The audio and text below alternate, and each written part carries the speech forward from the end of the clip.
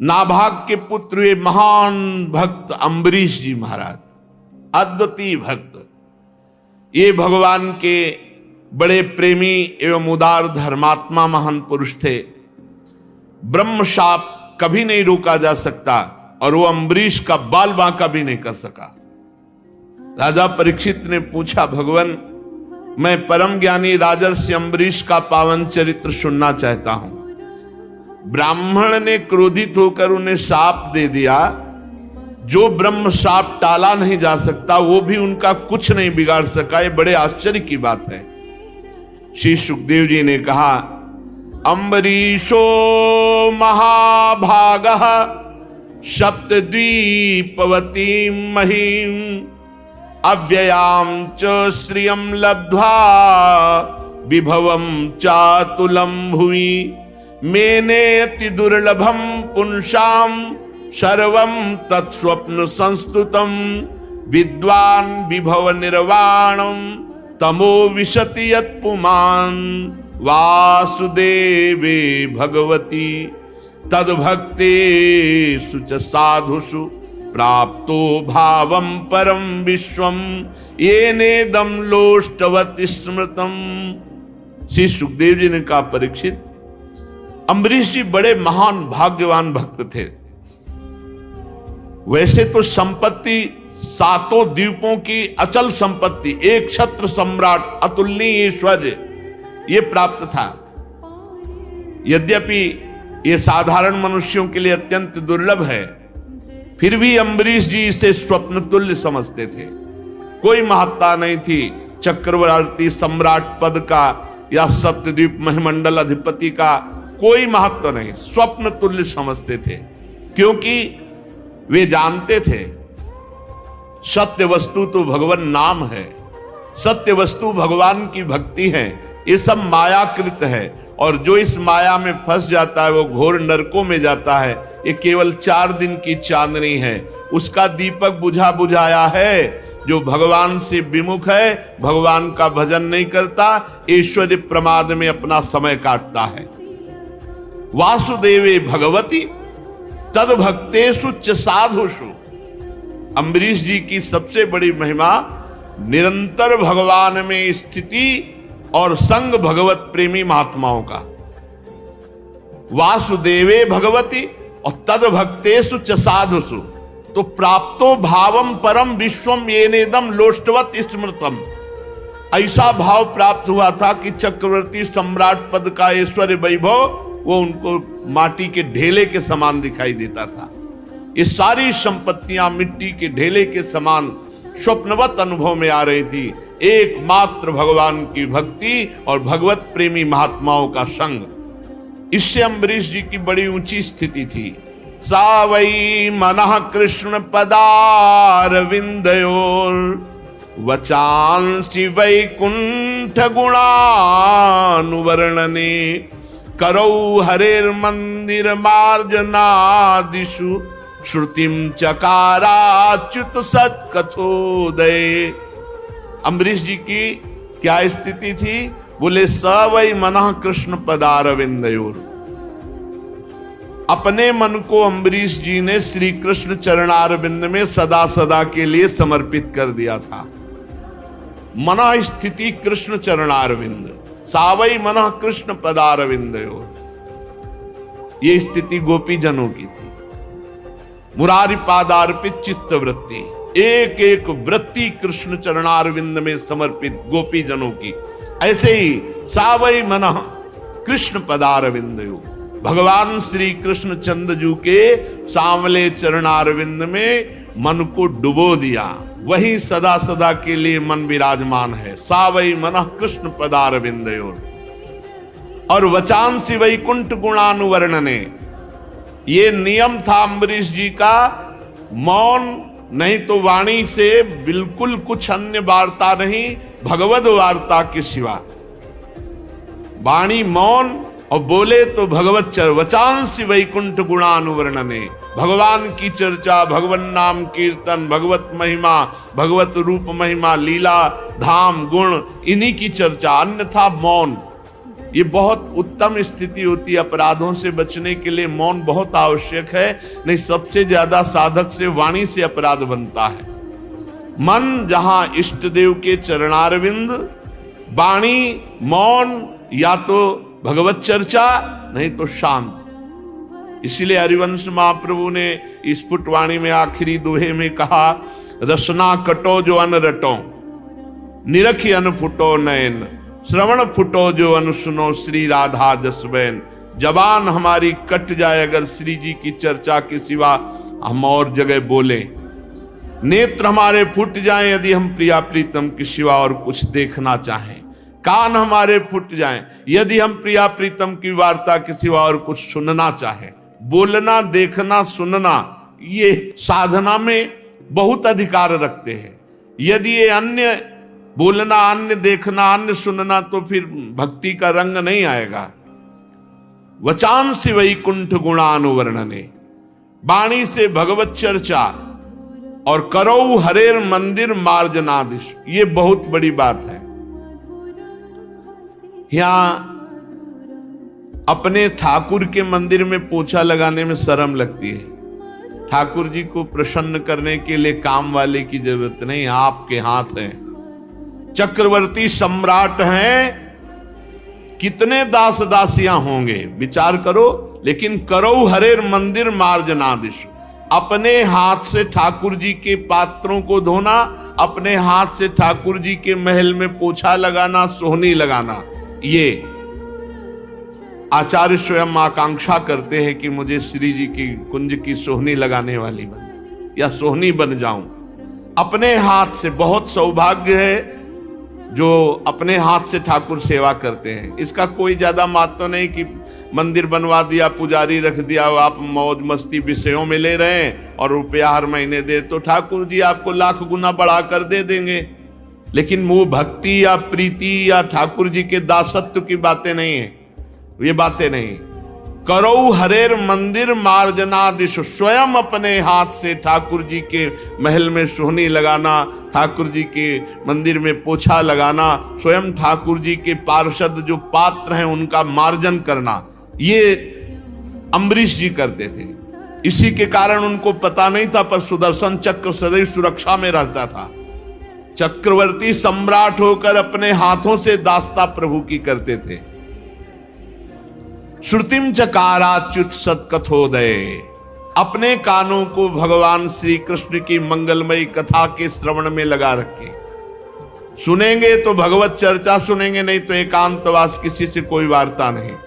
अन्य वार्ता प्रपंच का त्याग, तभी सुदृढ़ भक्ति होती है। मुकुंद लिंगालय दर्शने दृशौ तदभृत्य गात्र स्पर्शेंग संगमम, घ्राणम च तत्पाद सरोज सौरभे, श्रीमत्तुलस्या रसनाम तदर्पिते। आंखों से सिर्फ भगवान के श्री विग्रह के दर्शन या संत दर्शन, नेत्र संभाल के रखे, सहसा किसी को न देखे। अम्बरीश जी ऐसे मुकुंद लिंगालय दर्शने दृशौ, नेत्रों से भगवान के मंदिर में विराजमान श्री विग्रह खूब छक के दर्शन करो, या भगवत प्रेमी महात्मा, ये भगवान का मंदिर है साक्षात, उनके दर्शन करो, और नहीं नेत्रों को बचा के रखो। असंग भावना की पुष्टता के लिए तदभृत्य गात्र स्पर्शेंग संगमम, केवल भगवान के भक्तों का ही स्पर्श, अन्यथा नहीं। तिनको प्रश्न कीजिए तज धिउ तुमको पास, जिनको प्रिया प्रीतम से मतलब नहीं, भगवत आराधना से मतलब नहीं, ऐसे का स्पर्श ना हो जाए। उसमें परवान होते जो भगवत विमुखता प्रकट करते। इसीलिए अम्बरीश जी तदभृत्य गात्र स्पर्शेंग संगमम, भगवत प्रेमी महात्माओं का स्पर्श, अन्यथा असंग, किसी का स्पर्श नहीं। घ्राणम च तत्पाद सरोज सौरभे, श्रीमत्तुलस्या रसनाम तदर्पिते। अगर हमें सुगंध लेनी है तो प्रभु का प्रसादी इत्र होगा, तो या श्री चरणों में चढ़ी हुई तुलसी या प्रभु के पुष्पमाला, उसी को घ्राणेंदी में, अन्यथा घ्राणेंदी पतिव्रता की तरह केवल प्रसादी, अमनिया कभी नहीं। और रसना प्रभु को अर्पित किए हुए नैवेद्य का, प्रसाद का। और प्रसाद में कभी बुद्धि, पदार्थ बुद्धि ना आने पावे, अन्न बुद्धि ना आने पावे कि अरे आज तो एकादशी है, आज तो प्रसाद, ये अन्न है, आज अन्न हो गया तो कल प्रसाद हो जाएगा क्या? और जब प्रसाद है तो सिर्फ प्रसाद है। ये बड़े बड़े संत भगवान पधारे थे अभी 2-3 दिन के अंतराय में। उन्होंने एक प्रश्न रखा कि प्रसाद में चर्बी वाला घी लगाया गया था, हम लोग तो सब भ्रष्ट हो गए, तो हमारी शुद्धि कैसे होगी? तो हृदय से जो बात आई कि अगर प्रसाद पाया है तो अशुद्धि हो ही नहीं सकती, और अगर प्रसाद नहीं पाया तो फिर लड्डू पाया तो शुद्धि करो जाके। अगर प्रसाद शब्द है तो प्रसाद कभी अपवित्र नहीं होता। जब हमारे प्रभु ने पा लिया और हम प्रसाद भोगता है तो हम भ्रष्ट कैसे हो सकते हैं? प्रसाद कभी भ्रष्ट नहीं करता है। प्रसाद सिर्फ प्रसाद होता है, उसमें न अन्न बुद्धि, न पदार्थ बुद्धि, न जहर मिला दिया जाए तो भी क्या फर्क पड़ेगा? प्रसाद बुद्धि। मीरा जी को केवल एक शब्द कान में पड़ा, गिरधर का प्रसाद, पी गई हलाहल विष, और बताया गया कि ये विष है मत पियो। उन्होंने कहा नहीं, ये प्रसाद है। प्रसाद शब्द जहां लग गया वो सब पूर्ण हो गया, वहां कहीं अपवित्रता नहीं। प्रसाद के बाद ये शुद्धि करना तो भगवान के प्रसाद का अपमान है। पीछे भगवान जाने, जब भगवान की दृष्टि से होकर आ गया तो हमारे लिए वो महान पवित्र प्रसाद है। तो कह रहे हैं रसेंद्री में सिर्फ भगवत प्रसाद। और पादौ हरे क्षेत्र पदानुसर्पणे शिरो ऋषिकेश पदाभिवंदने कामं च दासे न तु काम काम्यया यथोत्तम श्लोक जनाश्रयारति। अम्बरीश जी अपने पैरों से भगवान के दर्शन करने की यात्रा, परिक्रमा, भगवान के धाम क्षेत्रों की यात्रा, इससे भक्ति पुष्ट होती है, हमारा जीवन पवित्र होता है। और सिर से भगवान के चरण कमलों में साष्टांग दंडवत प्रणाम। भगवान के चरणों में सिर से साष्टांग दंडवत प्रणाम। राजा अम्बरीश जी ने माला, चंदन आदि भोग सामग्री ये सब त्याग दिया था, भगवान की सेवा में समर्पित। स्वयं भोक्ता नहीं, भोक्ता भगवान, स्वयं प्रसादी। ये सब करते थे किस लिए? बोले भगवत प्रेम के लिए।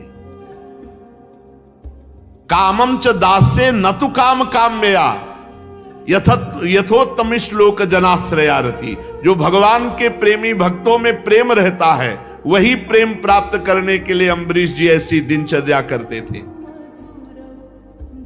उन्होंने सारे कर्म भगवान श्री कृष्ण के चरणों में, इंद्रियातीत भगवान के प्रति सर्वात्मा सर्वस्वरूप समझ करके अपने जीवन को, अपने राज्य को, अपने सर्वस्व को भगवान को समर्पित कर दिया था। और भगवत भक्तों की आज्ञा के अनुसार राज्य पालन करते थे। उन्होंने धन्व नाम के निर्जल देश में सरस्वती नदी के प्रवाह के सामने वशिष्ठ जी, असित जी, गौतम जी आदि महान आचार्यों द्वारा भगवान की बड़ी बड़ी दक्षिणा वाली अश्वमेध यज्ञ की, जिससे भगवान की आराधना बने। यज्ञ में देवताओं के साथ जब सदस्य और ऋत्विज बैठ जाते तो उनकी पलकें नहीं पड़ती। सुंदर वस्त्र, वैसा ही भगवान के भक्त अम्बरीश जी का सुंदर रूप देवताओं के समान दिखाई देते थे। उनकी प्रजा महात्माओं के द्वारा गाए हुए भगवान के उत्तम चरित्र श्रवण करने में समय लगाती और गान करने में। अम्बरीश जी का आदेश था पूरे राज्य में रोज प्रातः से सायं तक भगवान की सेवा होगी, नाम कीर्तन होगा, भगवत चर्चा होगी, और जिसको जो आवश्यकता हो राज खजाने से ले जाए। लेकिन किसी भी घर में अगर धूप आरती भगवत सेवा नहीं हुई वो दंड मुक्ताधिकारी माना जाएगा। तो पूरे राज्य में भगवत भक्ति छाई हुई थी। बड़े बड़े संत महात्माओं के पावन चरित्र गाए जाते, भगवान के पावन चरित्र गाए जाते। और जब अम्बरीश जी निकलते तो सब उनका स्वागत भगवान नाम कीर्तन से, भगवत चर्चा से करते। तो देवताओं को भी अब स्वर्ग अच्छा नहीं लगता था, इतना अम्बरीश जी का राज्य महाभागवत स्वरूप हो गया था। वे अम्बरीश जी सदैव देखा करते उनके हृदय में हरि निरंतर विराजमान है भगवत चिंतन के प्रभाव से। इसलिए उन लोगों को भोग सामग्री भी हर्षित नहीं कर पाती जो बड़े बड़े सिद्धों के लिए दुर्लभ है। अम्बरीश जी के राज्य में किसी को कोई कामना नहीं थी, सब भगवदानंद में डूबे हुए थे। आत्मानंद के सामने अत्यंत तुच्छ है ये विषय। राजा अम्बरीश तपस्या और भक्ति योग के प्रभाव से भगवान को अधीन कर लिए थे। उनकी समस्त आसक्तियां भगवान में समर्पित थी। कितनी बड़ी बात है। घर, स्त्री, पुत्र, भाई, बंधु, बड़े बड़े हाथी, रथ, घोड़े, पैदल, चतुरंगिनी सेना, अक्षय रत्न, आभूषण, आयुध, समस्त वस्तुओं की जो कभी समाप्त ना होने वाली थी, सब के सब अम्बरीश जी के हृदय में कोई प्रभाव नहीं डाल पाए, कोई प्रभाव नहीं डाल पाए। एकमात्र श्री भगवान उनकी अनन्य प्रेममयी भक्ति से प्रसन्न होकर भगवान के नित्य पार्षद सुदर्शन चक्र सदैव गुप्त रूप से रहा करते थे अम्बरीश जी के पास, जो विरोधियों को भयभीत करने वाले और भगवत भक्तों की रक्षा करने वाले हैं। अम्बरीश जी को भी पता नहीं था कि सुदर्शन चक्र रक्षा में है। राजा अम्बरीश की पत्नी भी उन्हीं के समान धर्मशील, संसार से विरक्त एवं भक्ति परायण थी। एक बार उन्होंने अपनी पत्नी के साथ भगवान श्री कृष्ण की आराधना करने के लिए 1 वर्ष तक द्वादशी प्रधान एकादशी व्रत करने का नियम ग्रहण किया। व्रत की समाप्ति होने पर कार्तिक महीने में उन्होंने 3 रात का उपवास किया और एक दिन यमुना जी में स्नान करके मधुवन में भगवान श्री कृष्ण की पूजा की। उन्होंने महाभिषेक की विधि से सब प्रकार की सामग्री और संपत्ति द्वारा भगवान का अभिषेक किया। हृदय से तन्मय होकर वस्त्र, आभूषण, चंदन, माला, अर्घ आदि के द्वारा भगवान श्री कृष्ण की पूजा की। यद्यपि महाभाग्यवान ब्राह्मणों को इस पूजा की कोई आवश्यकता नहीं थी, स्वयं ही उनकी सारी कामनाएं अम्बरीश जी पूर्ण किए हुए थे, तथापि राजा अम्बरीश ने बड़े भक्ति भाव से उनका पूजन किया और ब्राह्मणों को स्वादिष्ट अत्यंत गुणकारी भोजन कराया और 60 करोड़ गौवें दान की। 60 करोड़ गौवें, और हर गौ के सींग पे सुवर्ण, खुर पे चांदी मढ़े हुए सुंदर सुंदर वस्त्र उन्हें उड़ा दिए गए थे।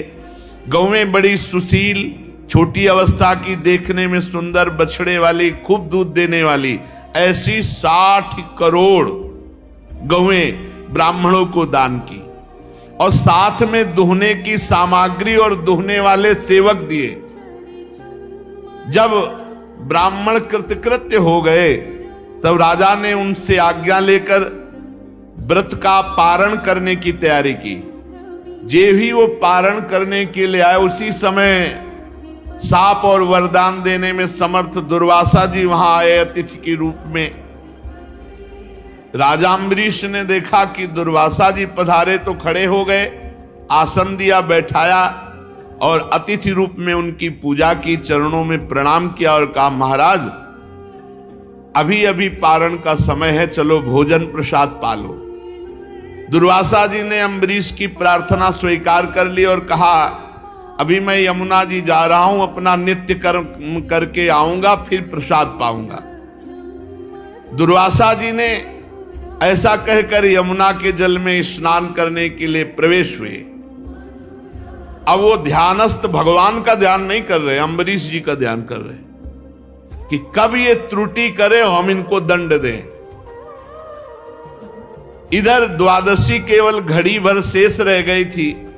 धर्मज्ञ अम्बरीश जी ने धर्म संकट में पड़कर ब्रह्म ऋषियों से परामर्श किया।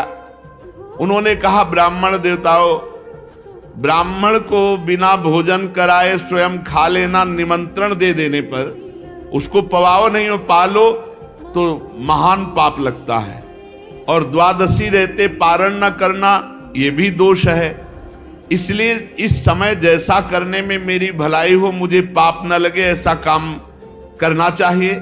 आप लोग हमें आदेश कीजिए। तब ब्रह्म ऋषियों ने विचार करके कहा कि श्रुतियों में ऐसा कहा गया है कि भगवान का चरणामृत पी लेना, ये पारायण भी हो जाएगा और अतिथि का अपमान भी नहीं होगा, इसलिए आप भगवान के चरणामृत से पारायण कर लीजिए। ऐसा निश्चय करके मन ही मन भगवान का चिंतन करते हुए राजर्षि अम्बरीश जी ने भगवान का चरणोदक पान किया। और दुर्वासा जी उधर ध्यान में देख ही रहे थे कि कोई हरकत ऐसी करें जो हम इनको दंड दें। बात यह थी कि भगवान की सभा में एक सत्र में यह हुआ कि इस समय त्रिभुवन में सबसे महान भक्त कौन है, तो अम्बरीश जी की चर्चा हुई। वहां दुर्वासा जी भी बैठे थे। अब ये महाराज वलकल की लंगोटी लगाते हैं, दूब का रस पीते हैं, उनकी तो बात आई नहीं। तो उनका चक्रवर्ती सम्राट राजा अम्बरीश ऐसा कैसा महान भक्त हो सकता है जो हम ऋषियों से भी आगे बढ़ गया। तो वही देखने के लिए, परीक्षा के लिए आए थे। जे ही देखा कि वो चरणामृत पान के सोई आ गए। वो तो अंतर ध्यान शक्ति संपन्न महात्मा है। आगे बढ़कर के राजा अम्बरीश जी ने हाथ जोड़ा, अभिनंदन किया, बस नाराज हो गए महाराज दुर्वासा जी और कहने लगे पारायण कर लिया।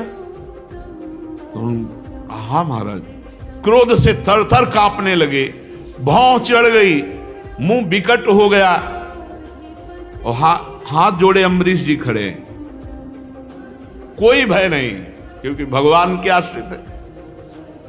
हाथ जोड़कर खड़े अम्बरीश जी से डांट कर कहा, देखो तो सही ये कितना क्रूर है, ये धन के मद में मतवाला राजा देखो कितना बड़ा अपराध कर दिया। मुझ ऋषि को निमंत्रण दिया और बिना पवाए पारण कर लिया। भगवान की भक्ति तो छू नहीं गई, कहा जा रहा था ये महान भगत है। दुर्वासा जी तो दुर्वासा, आज इसने धर्म का उल्लंघन करके बड़ा अन्याय किया।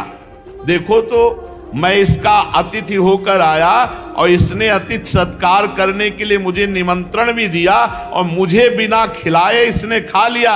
अच्छा, तो आज तक इसे अभी कभी किसी ऋषि से पाला नहीं पड़ा होगा। आज मैं इसे दिखाता हूं कि ब्रह्म ऋषि का अपमान करने का फल क्या होता है। और कहते कहते वो क्रोध में भर गए और अपनी एक जटा उखाड़ी और भूमि पर पटक दी। भयंकर कृत्या उत्पन्न हुई, मानो पूरे देश का नाश कर देगी।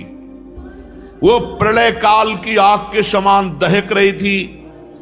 अपने सामने अम्बरीश जी ने देखा कि भयंकर कृत्या वो राजा पर टूट पड़ी, अम्बरीश जी पर। उसके चलने के पैरों की धमक से पृथ्वी कांप रही थी। अम्बरीश जी मुस्कुराहट के सिवा और कुछ नहीं, केवल मुस्कुरा रहे हैं सर झुकाए हुए कि अब जोई जोई प्यारो करे सोई मोई भावे। हमारी तरफ से कोई त्रुटि नहीं, अगर प्रभु ऐसा दंड विधान किए होंगे तो निश्चित हो जाएगा। एक पग भी नहीं डरे ना हटे और कृत्या भयंकर आगे बढ़ती आ रही थी।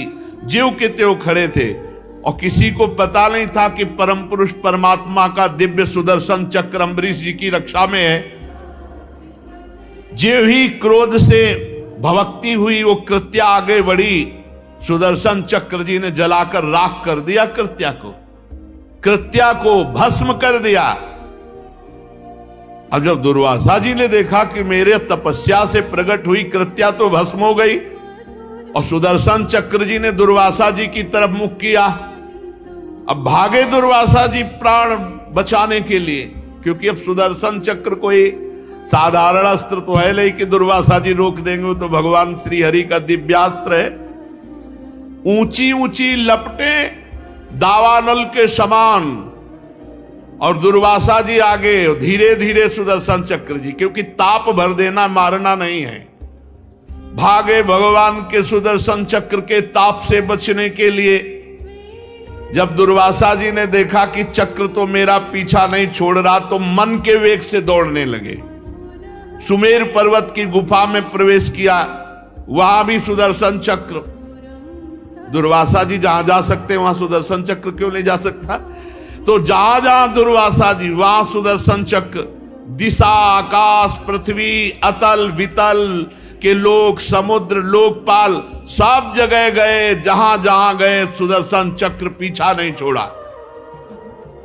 जब उन्हें कहीं भी कोई रक्षक नहीं मिला तब तो वो डर गए, थक गए थे भाग भाग के। अब अपना त्राण पाने के लिए वो ब्रह्मा जी के पास ब्रह्मलोक में गए और कहा, प्रभु मेरी रक्षा करो भगवान के सुदर्शन चक्र से। ब्रह्मा जी ने कहा, मेरी सामर्थ्य नहीं। जब मेरी 2 परार्ध की आयु समाप्त होगी तो काल स्वरूप भगवान इस पूरी सृष्टि लीला को समेट लेंगे और इस जगत को जलाना चाहेंगे। उस समय भ्रूभंग मात्र में हमारा ब्रह्मलोक भी भस्म हो जाएगा। हमारी सामर्थ्य नहीं, ये सुदर्शन चक्र रुक जाए, मेरी सामर्थ्य नहीं। हम तो शरणागत हैं भगवान के। मैं, भगवान शंकर, दक्ष, भृगु आदि प्रजापति, भूतेश्वर, देवेश्वर, ये सब जिनकी बनाए नियमों में बंधे हैं, जिनकी आज्ञा का पालन करके हम संसार का हित करते हैं, ऐसे भक्त द्रोही को ब्रह्मलोक में कोई स्थान नहीं। तुरंत छोड़ दो, नहीं सुदर्शन चक्र ब्रह्मलोक को भस्म कर देगा। भक्त द्रोही के लिए ब्रह्मलोक में कोई स्थान नहीं, तुरंत छोड़ दो। जब ब्रह्मा जी ने ऐसा 2 टूक का उत्तर दे दिया, दुर्वासा जी भागे कि जिन्होंने मुझे प्रकट किया है वो भगवान शंकर हमारी रक्षा कर सकते हैं। कैलाश निवासी भगवान शंकर की शरण में गए। देवादिदेव महादेव जी ने कहा, दुर्वासा, जिन अनंत परमेश्वर में ब्रह्मा जैसे जीव और उनके उपाधिभूत कोश इस ब्रह्मांड के समान ही अनेकों ब्रह्मांड समय पर पैदा होते हैं और समय आने पर फिर उनका पता भी नहीं चलता, जिनमें हमारे जैसे हजारों चक्कर काटते रहते हैं, उन प्रभु के संबंध में हम कुछ भी करने की सामर्थ्य नहीं रखते। मैं, सनत कुमार, नारद, भगवान ब्रह्मा, कपिल देव, अपांतरतम, देवल, धर्म, आसुरी, मरीच आदि ये दूसरे सिद्धेश्वर, हम सब भगवान की माया को नहीं जान सकते। उनकी माया के घेरे के अंतर में है और ये सुदर्शन चक्र विश्वेश्वर भगवान का अस्त्र है। हम लोगों की सामर्थ्य नहीं कि इसे रोक सके। तुम इसी समय कैलाश से बाहर हो जाओ। जहां जाते हैं भक्त द्रोही को कहीं भी ठौर नहीं। भगवान महादेव जी ने तुरंत कहा, तुम कैलाश छोड़ दो। अब वहां से निराश होकर दुर्वासा जी भागे। एक ही स्थान बचा भगवान वैकुंठनाथ का। वैकुंठ पहुंचे, वहां लक्ष्मीपति भगवान श्री हरि विराजमान थे। दुर्वासा जी सुदर्शन जी के आग से जल रहे थे। वे कांपते हुए भगवान की शरण में गिर पड़े और उन्होंने कहा, हे अच्युत, हे अनंत, आपका एक व्रत है, कोई कैसा भी हो आपकी शरण में आ जाए आप रक्षा करते हैं, इसलिए मैं आपकी शरण में हूं, आप अपने सुदर्शन चक्र से बचा लो। हे जीवन दाता, मैं अपराधी हूं, मेरी रक्षा कीजिए। आपका परम प्रभाव ना जानने कारण मैंने आपके भक्त का अपराध किया, प्रभु आप मुझे बचा लीजिए।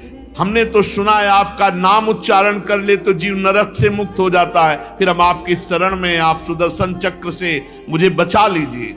भगवान ने सीधा उत्तर दिया, अहम भक्त पराधीनो हृष्टतंत्र इव द्विज साधुभिर्ग्रस्त हृदयो भक्तैर्भक्त जन प्रियः नाहमात्मानमासा से मद्भक्तै साधुभिर्विना श्रियं चात्यंत किं ब्रह्मन् येषां गतिरहं परा। भगवान ने कहा, दुर्वासा जी, मैं स्वतंत्र नहीं हूं, मैं सर्वथा भक्त के अधीन हूं। ये सुदर्शन चक्र मेरे कहने से नहीं रुकेगा। मुझ में तनिक भी स्वतंत्रता नहीं है। मेरे सीधे साधे सरल भक्तों ने मेरे हृदय को अपने हाथ में कर रखा है। भक्तजन मुझसे प्यार करते और मैं उनसे। भक्त मेरा हृदय, मैं उनका हृदय हूं।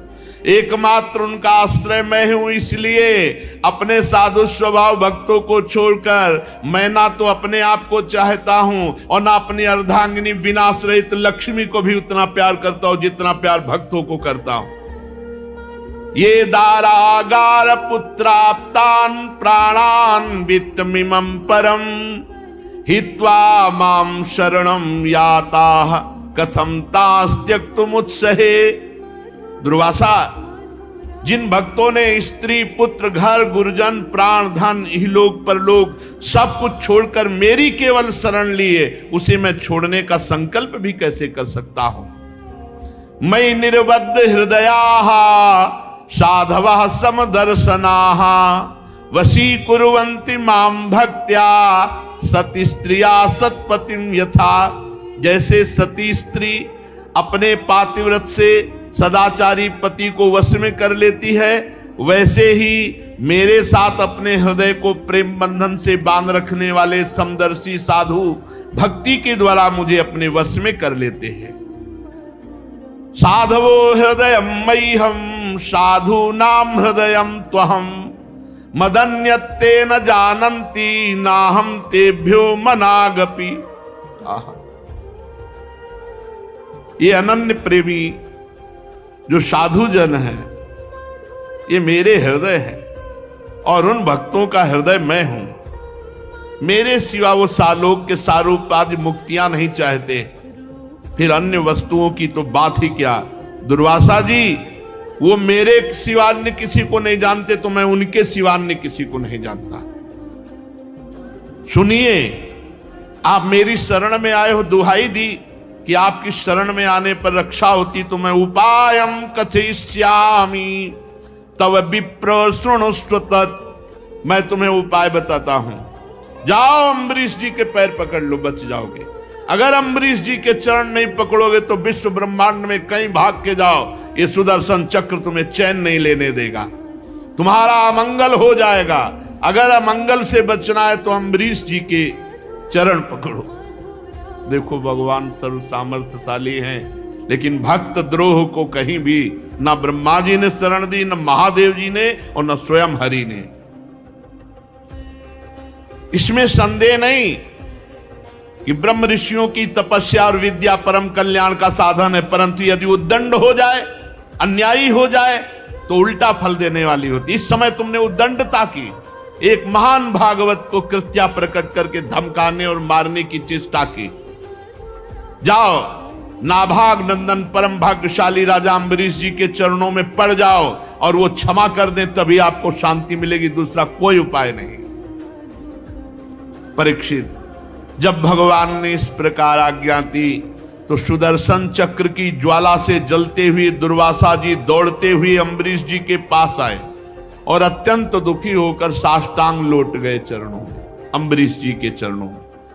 दुर्वासा जी की चेष्टा देख करके अम्बरीश जी महाभागवत हैं, वो बड़ी लज्जा से युक्त हुए और भगवान के सुदर्शन चक्र की स्तुति करने लगे।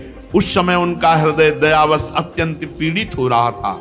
अम्बरीश जी ने कहा, त्वामग्निर् भगवान सूर्य त्वं सोमो ज्योतिषां पतिः त्वमापस्त्वं क्षितिर्व्योमो वायुर्मात्रेन्द्रियाणि च सुदर्शन नमस्तुभ्यं सहस्राराच्युत प्रिय सर्वास्त्रघातिनो विप्राय स्वस्ति भूया इडस्पते। प्रभु सुदर्शन, आपको नमस्कार है।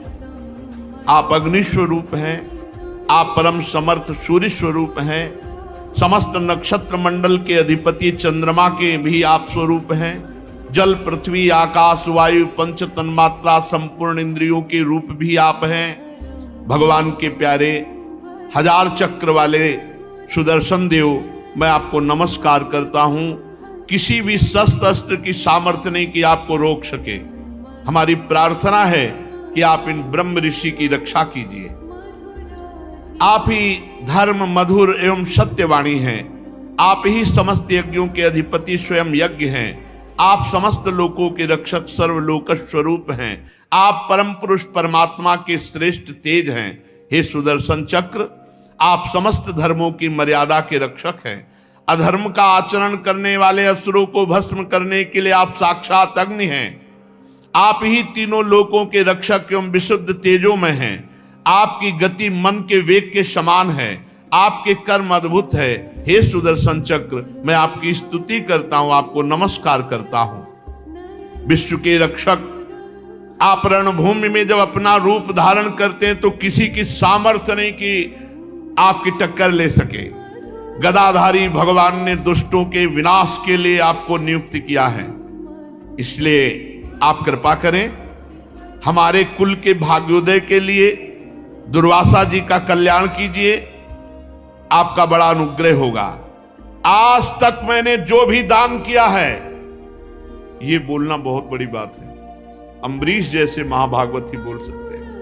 आज तक मैंने जो भी दान किया है, जो भी यज्ञ किया है, जो भी धर्म का पालन किया है, यदि हमारे वंश के लोग सदैव ब्राह्मणों की आराधना करते रहे हैं, आज तक जो भजन किया है उसका प्रकाश हो, वो सब दुर्वासा को मिले और दुर्वासा जी की जलन शांत हो जाए। बहुत बड़ी बात कह दी, बहुत बड़ी बात कही।